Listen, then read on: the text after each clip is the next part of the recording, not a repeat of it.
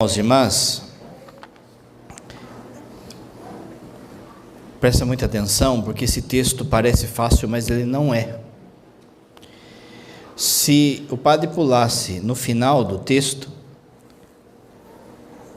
amai-vos uns aos outros assim como eu vos amei, a gente ia estar matando a primeira parte do texto. E a primeira parte do texto é complicada. Mas você só vai entender essa segunda parte.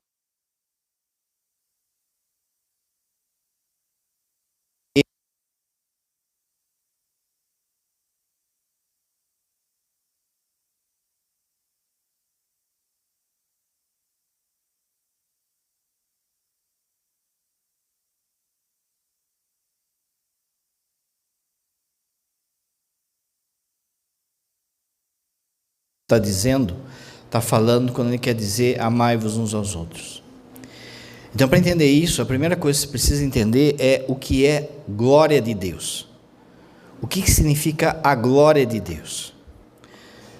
A palavra kavod vem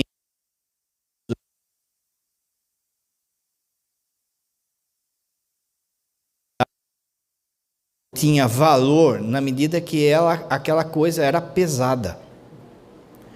Como você sabe, os metais, de modo especial os metais preciosos,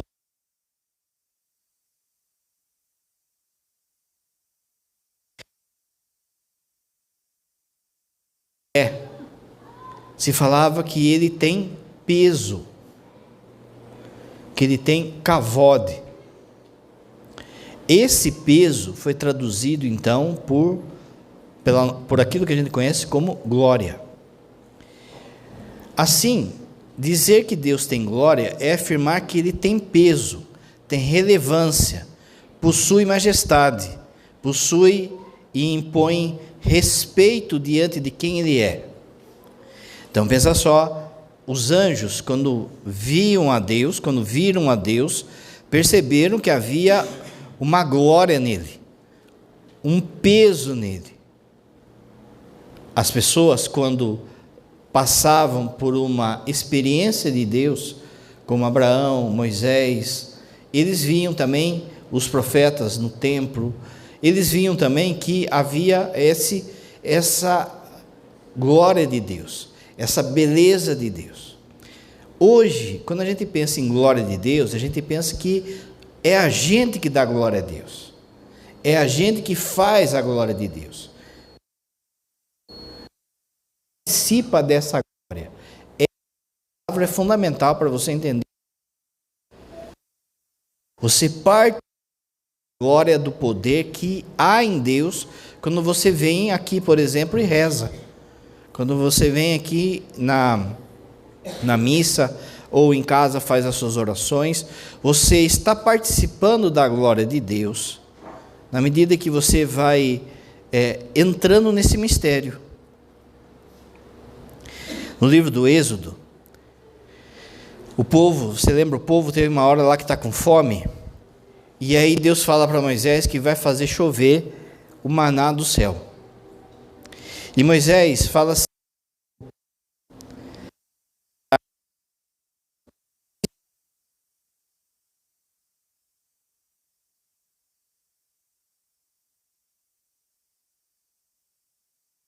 de manhã cedo, que chovia lá o pãozinho para eles se alimentarem, e amanhã vocês verão o kavod de Deus, a glória de Deus.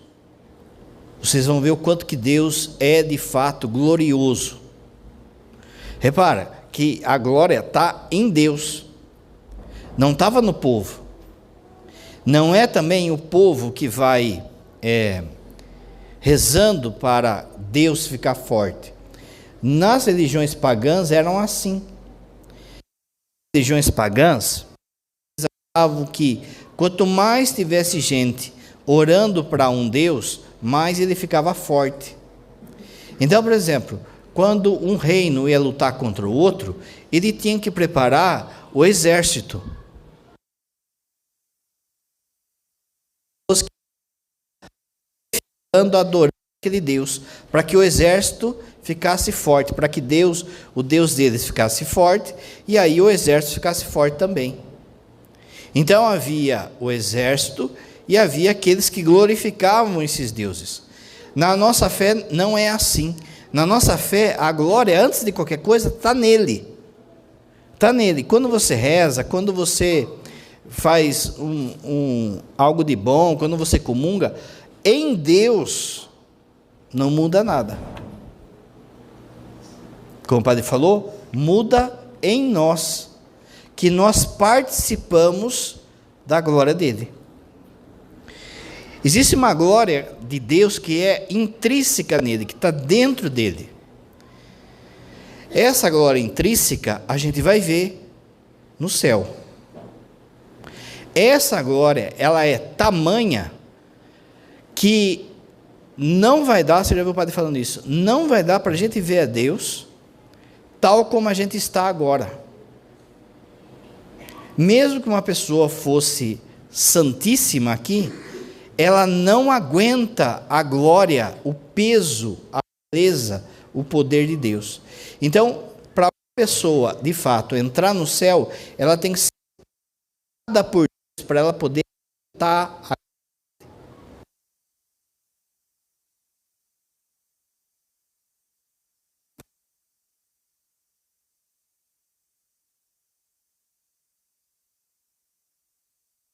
E assim.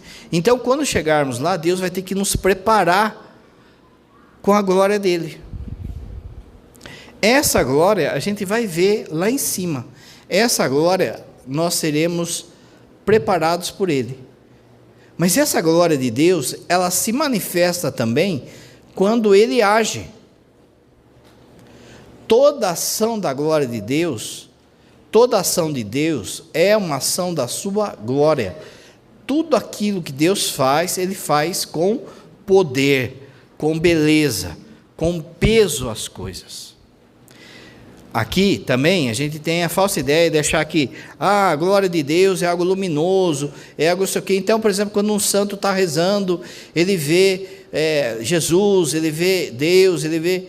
É isso, mas isso ainda está como num espelho, vai dizer São Paulo. Porque a glória de Deus se manifesta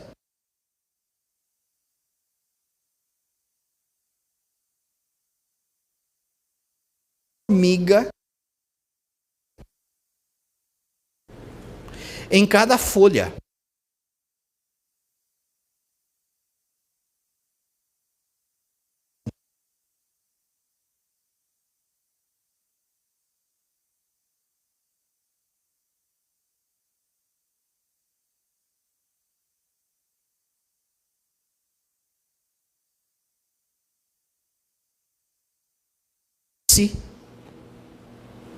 Como que a formiga tem vida?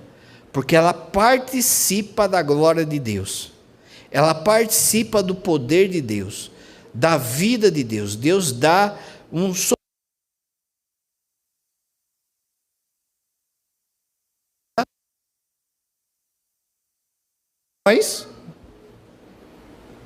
Então veja, o simples fato de Deus criar as coisas, criar a natureza,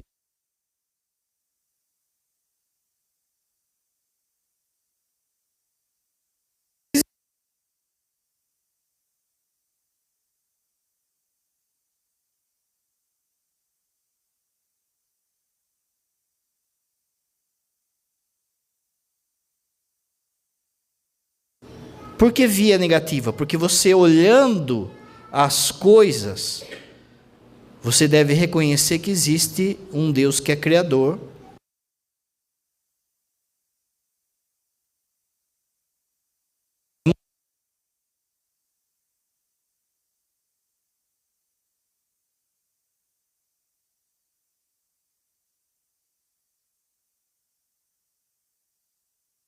Prova que Deus não existe. Porque é justamente o contrário. As provas estão aí. Veja, há pegadas de Deus no universo. As coisas não nascem do papeizinhos e numerá-los de 1 a 10. Você dobra esses papeizinhos e coloca dentro do bolso. Você chacoalha. Qual que é a chance de, por acaso,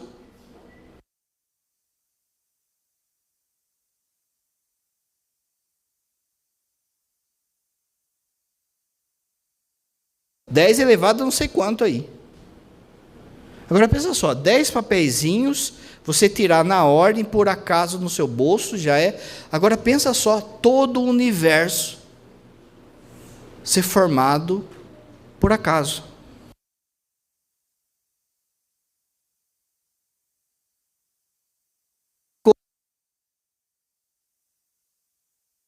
Que um livro, ele nascesse de uma explosão de uma gráfica.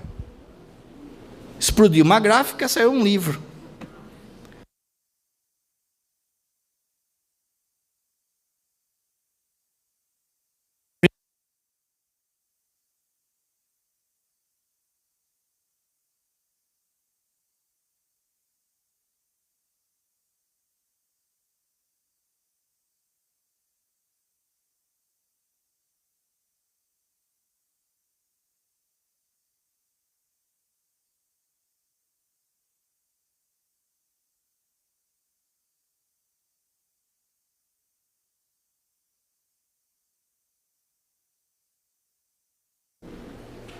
Quando a gente fala assim, ó, criei um carro, criei uma bicicleta, sei lá, no fundo a gente não criou, a gente transforma as coisas. Criar é tirar. Preciso glorificar aquilo. Deus precisa querer aquilo. Cada formiga, Deus quis para que aquilo existisse ou existe.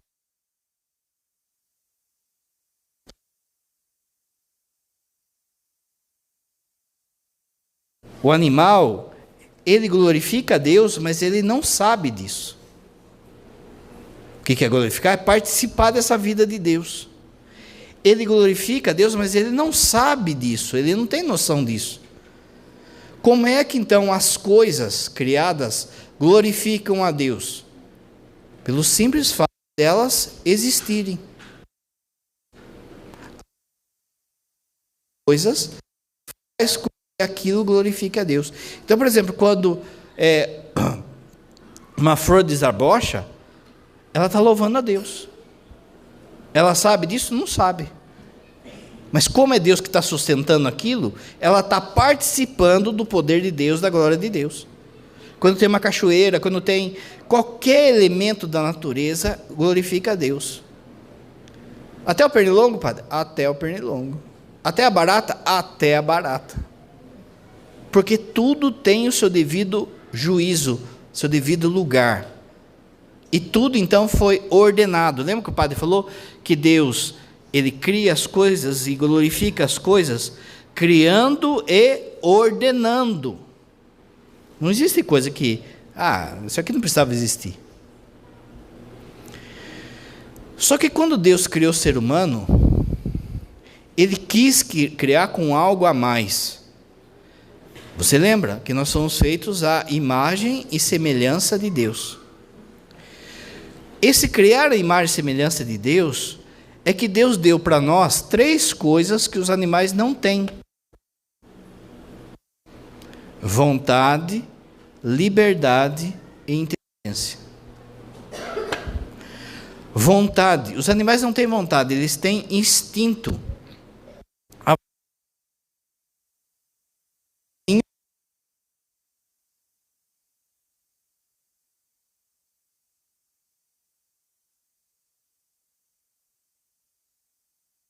Está ordenado para você mesmo.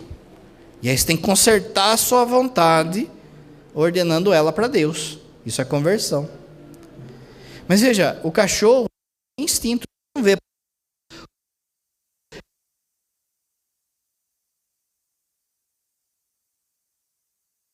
Coitadinho daquele cachorro, vou dividir esse bife com ele. Ele pega o bifão dele e vaza. O instinto dele é o quê? É proteger o alimento. Não sei se vai. Você é capaz.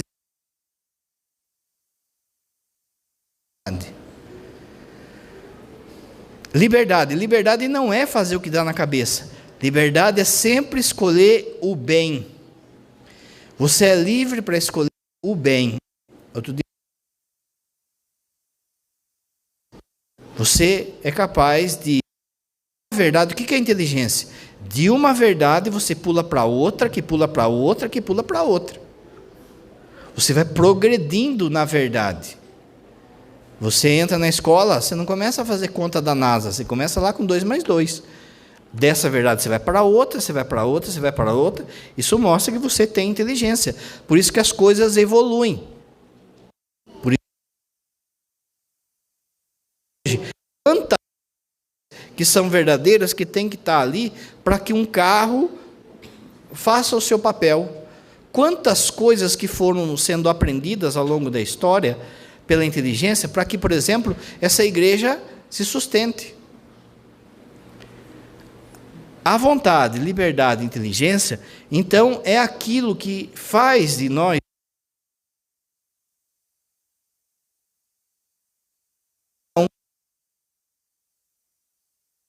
para dar glória a Ele, para participar do poder dEle, para participar da beleza dEle, para participar da glória dEle, de um modo diferente que os animais, de um modo diferente que a natureza.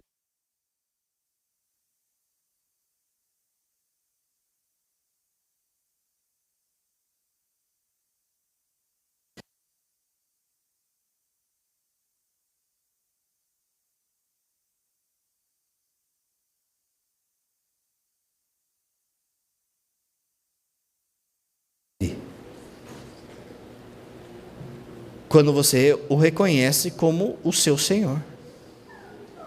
Padre, por que eu tenho que amar a Deus, Padre? Que Deus é esse? Ele não é egoísta? Por que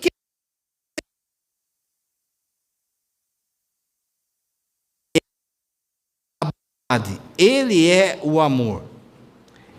A glória está nele. Se Ele te cria, Ele te criou para que você seja feliz.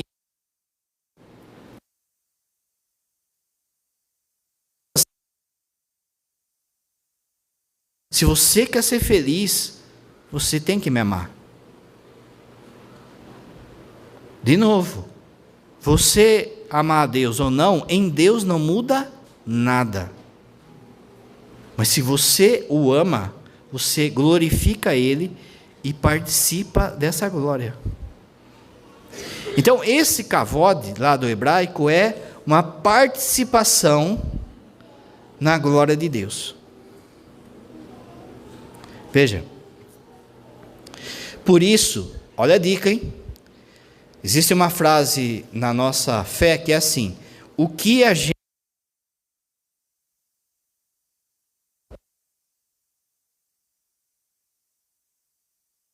A liturgia, ela não está diferente do catecismo, da doutrina. Uma coisa interage na outra.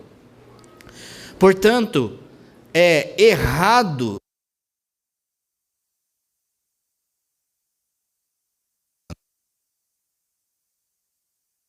Pai, a glória de Deus é uma só. A glória que está nele. Percebe a diferença? Quando você participa, quando você reza, você está participando dessa única glória dele. E você vai ficando mais belo. É como se fosse assim: Deus é aqui essa vela, e essa vela vai emanando luz em volta dela. Na medida que você vai se aproximando, você vai participando dessa luz. Mas a luz é uma só. Então não é glórias ao Pai. Quando a gente fala glórias ao Pai, parece que depende da gente. Não. É a gente que participa da glória de Deus. É uma só, no singular. Então quando for rezar o terço, isso aqui, glória ao Pai, ao Filho e ao Espírito Santo. No Novo Testamento, a palavra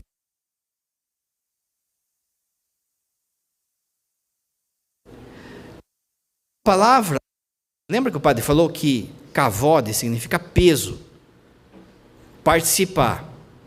Doxa, que é glória também, ela tem mais a ver com beleza. com a onipotência de Deus. Então, quando se fala assim, lá no capítulo 1 de São João, olha só, o Verbo, o Filho de Deus, se fez carne e habitou entre nós. Olha, de tudo aquilo que o Padre falou, vimos a sua glória. Glória como o unigênito do Pai. O que São João está falando? Veja, que não é que Jesus era simplesmente bonitão. Ele era. Mas não era que era simplesmente.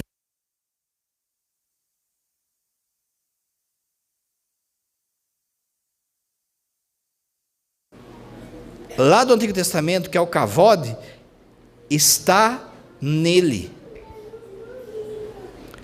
Ele é um com essa glória.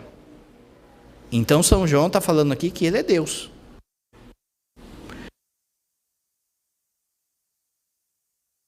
Fala assim, aquilo que nós vimos e aquilo que nós apalpamos é o Filho de Deus. E eu posso dizer que eu toquei na sua glória. Perceba, de novo, parece que glória é algo estrístico, sabe? Parece que é algo tipo aqueles super-heróis lá, que invocam poder, daí fica tudo iluminado. Não, está nele. Ele carrega isso. Jesus carrega isso, porque ele é Deus. Repara só, tem passagens no texto bíblico, quando Jesus, por exemplo, vai chamar os apóstolos, no Evangelho de São João, Jesus não tinha feito milagre nenhum ainda. Ele começa a chamar os apóstolos no capítulo 1. O primeiro milagre vem no capítulo 2, que é as bodas de Caná. No capítulo 1, ele vai chamando alguns apóstolos, chama Bartolomeu, chama André, chama João. Por que eles largam tudo e começam a seguir Jesus? Eles não tinham visto Jesus fazer milagre. Eles não tinham visto Jesus pregar. Eles viram, Deus deixou eles verem, deixou eles ver que havia algo que é próprio de Deus naquele Jesus de Nazaré. E aquilo impactou eles de tal forma, porque pensa só, pensa Mateus, por exemplo, você está lá no seu trabalho, Mateus estava na banquinha de impostos, você está lá no seu trabalho, e de repente vem uma pessoa e fala, segue-me. E o cara pega e larga tudo e segue-me. Fala para mim, quem que era louco de fazer isso? A pessoa só faz isso se aquilo que ele viu impactou ele. Viram a glória de Deus. E aí, ao longo da jornada, vai ter momentos em que essa glória de Deus, em Jesus, vai dar pico, não de grandeza em relação a Ele. Como o padre falou, a glória de Deus ela não aumenta nem diminui, é infinita. Mas vai dar pico para que a gente enxergue. Quando é que ela vai dar pico? Quando é que as pessoas vão ver essa glória de Deus? Nos milagres. Você vai perceber, olha, tem algo divino aí. Naquilo que naquilo que cria os corações, na transfiguração. Percebe? Mas há um momento em que a glória de Deus se manifesta. E aqui é a própria contradição santa do Evangelho. No Evangelho de São João, esse momento é chamado de a sua hora. O que significa a hora? A sua hora. Significa a hora que ele vai manifestar. Não. É cruz. Tudo no Evangelho de São João vai estar apontando para a cruz. A cruz é o momento em que nós somos salvos da mão do diabo, do pecado. A ressurreição é a nossa salvação da morte. Mas Deus nos tira da mão do diabo, do esquema do pecado com a cruz do seu Filho. Aquilo que era, Filipenses capítulo 2, aquilo que era escândalo, se tornou um trono da sua glória. O poder de Deus se manifestou na cruz de Jesus. Você já viu o padre falando? É por isso que quando, por exemplo, o padre vai fazer um exorcismo, a imagem que tem que se apresentar para o encapetado lá é uma imagem do Cristo crucificado, para que o demônio lembre da glória, do poder de Deus nos salvando ali. Na hora que ele mais se rebaixou, era que estava a sua maior glória, o seu maior poder. Aqui você já começa a entender o que Jesus está falando. Nós estamos aqui na ceia. Vai acontecer as coisas. O texto começa falando assim, ó, depois que Judas saiu do cenáculo. Ou seja, Jesus percebeu. Ele vai lá me entregar. Se ele vai me entregar, esse processo da glória vai começar para valer. Vai ser exposta para valer. Olha aqui. Agora foi glorificado o Filho do Homem. E Deus foi glorificado nele. Ou seja, as pessoas vão ver o que eu vou fazer e vão dar glória a Deus. E vão perceber que tudo isso é um projeto de amor, de salvação e de poder de Deus. Se esse rebaixamento de Jesus é o lugar do poder de Deus, aí você vai entender quando São Paulo fala que é quando eu sou fraco, é que eu sou forte. Por quê? Porque é quando eu estou pequeno, é que a glória de Deus vai me sustentar. E aí é muito mais do que as minhas próprias forças. Toma cuidado por frases que parecem fáceis no texto, mas não são. Tem um teólogo suíço, von Balthasar, que era amigo do João Paulo II, que fala assim, ó, a glória de Deus não é um esplendor exterior que ofusca, mas a irradiação da bondade e da verdade, que se manifestam de modo superior na impotência da cruz. Quem passasse naquela sexta-feira santa não ia ver luz. Mas quem tinha fé estava vendo a glória de Deus. Mas que tem um profundo poder de atração. Olha só. Quando então Jesus é crucificado, todos nós somos atraídos a essa cena. Essa atração vai se dar de modo especial no dia do nosso juízo. No dia do nosso juízo, o que vai nos julgar, gente? Não é assim, uma tabelinha de ponto positivo e ponto negativo. O que vai nos julgar é essa glória de Deus. Nós veremos esse mistério da glória dele. Sem máscara, sem véu. Nós veremos aquilo que ele fez por amor a cada um de nós. Nós veremos o sofrimento físico dele, nós veremos o que estava passando no coração, na mente dele por causa de mim, e nós veremos o que é isso espiritualmente. Diante dessa glória de Deus, eu olho para a minha vida e percebo se a minha vida estava unida a essa glória de Deus ou não. Presta atenção, não vai ser Deus que vai chegar e vai falar para você, suma daqui seu capetinha. Se a pessoa não participou da glória de Deus, na hora que aparecer esse mistério na frente dela, ela vai se afastar.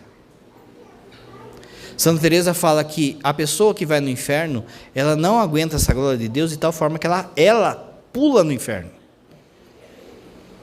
Vou dar um exemplo. Padre, como é isso? Quando está tudo escuro assim, ó, na sua casa, você acende a luz, se tiver uma barata, ela foge. A luz faz com que ela procure os cantos. Ela não aguenta. Assim vai ser o julgamento nosso. Se a pessoa participou dessa glória, ela vai ficar feliz e vai se aproximar cada vez mais da vela, da luz de Cristo. Mas se ela não participou, então presta atenção que quando você faz coisas boas, você está participando da glória dele. É isso que Jesus está falando aqui. É isso que você precisa entender. Se Deus foi glorificado nele, também Deus glorificará em si mesmo. E glorificará logo. Muito bem. Ele falou tudo isso e depois falou: filhinhos, amai-os uns aos outros como eu vos amei. O que ele está falando? Ele está falando assim: se você quer participar da minha glória, você tem que fazer o que eu estou fazendo. Você tem que dar a vida pelos irmãos. Repara só que não é, então, simplesmente amar-vos uns aos outros, não é simplesmente um sentimento, uma coisinha. Não é, gente. É, de fato, uma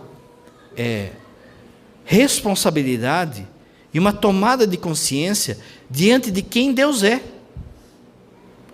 Diante de quem Deus é, da glória dele, daquilo que vai se manifestar. No dia do meu juízo, eu olho para aquele irmão que me ofendeu e falo: pode ir em paz, está perdoado. Diante dessa glória de Deus, e que eu quero participar dessa glória de Deus, eu vou lá e sou fiel no meu casamento, sou honesto no meu serviço, rezo, faço o bem. Como o padre falou, o que as pessoas pensam que é santidade? Pensam assim: eu vou fazendo coisas boas, coisa boa, pá, virei santo. A santidade é participar da glória dele.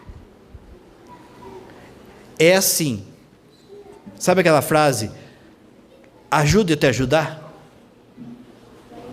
Quando Deus fala, me ame, me coloque acima de todas as coisas, é isso que Ele está falando. Me ajude a te ajudar. Eu quero te dar o bem, eu quero fazer você feliz, mas a felicidade sou eu, não tem jeito, é Deus. Então me ajude a te ajudar. Cumpre os mandamentos, vai na missa, ajude as pessoas, e você vai estar participando da minha glória.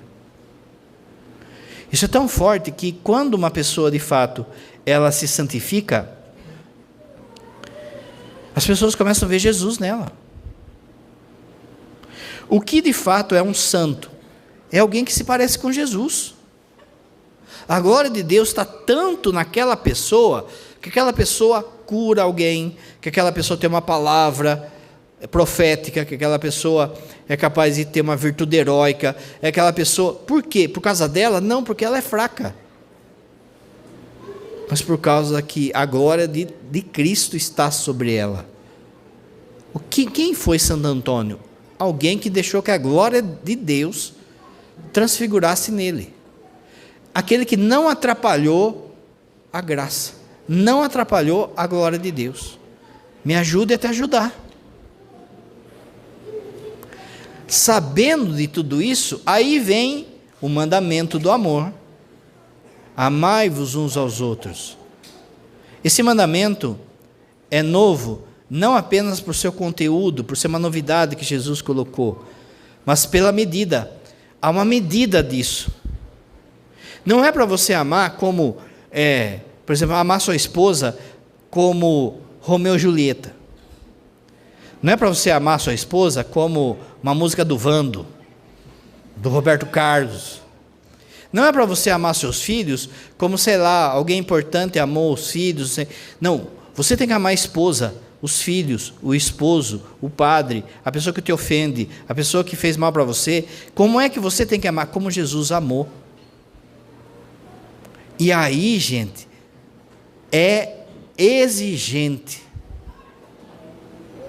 Tem muita gente que fala assim: olha, antigamente no Antigo Testamento era difícil, era duro, porque tem aquele monte de regra. Agora não, Jesus veio e facilitou. A gente só precisa amar. Tá bom. Amar quem está lá na África, amar quem está em outra cidade é fácil. Quero ver amar seu vizinho. Quero ver amar a pessoa do seu serviço que fica trairando você. Quero ver amar alguém que fica falando mal de você. Mas é aí que você tem que ter semelhança com Jesus. É ali que você glorifica a Deus. Lembra que Jesus fala? Se vós amais aqueles que fazem o bem, que mérito que você tem? Mas se você ama aqueles que te fazem o mal, você se parece comigo. Então a minha glória está em você. Gente, o Evangelho de Jesus, ele é exigente e ele é sempre uma surpresa. Por quê? Olha, alguém chega e dá um tapa no seu rosto. A atitude normal é você devolver. A atitude que assusta é você perdoar. É uma novidade, é algo diferente. A coisa normal de uma infidelidade, de um adultério, é a outra parte também adulterar. É descontar, olho por olho, dente por dente. Mas o Evangelho é botar uma pedra e seguir o caminho, porque aquilo que a gente está buscando é muito maior do que os nossos deslizes. A santidade, então, é entendida como união e vivência da glória de Deus. Você participa da glória de Deus. É o caminho dos santos. Agora presta atenção. Então, os santos, como o padre falou, Santo Antônio, Santa Rita, os santos são a manifestação concreta do Evangelho e da glória de Deus. Só que ser santo não é algo só de Santa Teresinha, de Santo Antônio, é algo para todos. Por quê? Porque a glória de Deus quer a todos. Santo Irineu, que é um santo da igreja, tem uma frase assim, ó: a glória de Deus é o homem vivo, e a glória do homem é viver para Deus. A glória de Deus é o homem vivo. Toda vez que você vai ao encontro de alguém e dá vida a essa pessoa, vida física e vida espiritual, Deus está sendo glorificado ali. Aquele irmão está sendo um altar de Deus ali. É por isso que as duas coisas andam juntos na nossa fé: a Eucaristia e a caridade. A gente glorifica a Deus na Eucaristia, participa da vida de Deus na Eucaristia, e participa da vida de Deus também quando a gente faz caridade. Quando o padre for consagrar, você vai ver que o padre vai falar assim: isto é o meu corpo dado por vós. Mas quando a gente ajuda alguém, você vai lembrar que Jesus fala assim: eu estive com fome, eu estive com sede. Da mesma forma, a gente participa então da glória de Deus ali. E as pessoas começam a olhar para nós e ver Deus. Então, para terminar, a glória de Deus se manifesta em Madre Teresa de Calcutá, servindo os abandonados. A glória de Deus se manifesta em São João Bosco, quando ele educa os jovens excluídos. A glória de Deus se manifesta em São Francisco de Assis, amando a criação. A glória de Deus se manifesta em São Tomás, quando ele busca a verdade. A glória de Deus se manifesta em Teresinha, oferecendo o seu sofrimento. A glória de Deus se manifesta em São Maximiliano Kolbe, que deu a vida por um pai, que trocou de lugar com um pai. Para que o pai não morresse, ele trocou de lugar. A glória de Deus se manifesta em Santa Giana, escolhendo a vida do seu filho. Olha, se você quer viver, tem que abortar essa criança. Não, então pode deixar a criança. Tempos de hoje, hein? A glória de Deus se manifesta em Santa Teresa de Ávila, que reza com perseverança. A glória de Deus se manifesta em São Vicente de Paulo, alimentando os pobres. A glória de Deus se manifesta em Santa Catarina de Sena, quando ela ensina papas e reis. Tem São João Bosco que ensinou criança pobre. Tem Santa Catarina que ensinou papa, que ensinou rei. A glória de Deus se manifesta em São José de Anchieta, evangelizando os índios. A glória de Deus se manifesta em Madre Paulina, cuidando dos enfermos.